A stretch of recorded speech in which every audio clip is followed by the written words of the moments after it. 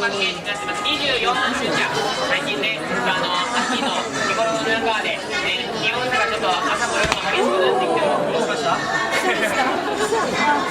ションってね、くしゃみしたですね。その至近距離のクション、なかなかの圧ですからね。皆さんびっくりしちゃいますからね。今出た鼻水どうしようかなって迷ってるんですよ。出た鼻水どうしようかなって。100さに突き出すんだ。ピじゃないよ。そうなんですね。部長なりね、手出してね、やっていいよって言ったから、優しいですね。ありがとうございます。ね、そう、そのくしゃみとかもね、出ちゃってるから風邪ひいちゃうと怖いな。でも焼きが24度でね、温まっていただきまして、健康はちゃんとなっておりますので、ぜひぜひね、こちらもゆっくりチェックもいただければと思います。それ以外にもね、あと、ちなみに神戸県、国なんですが、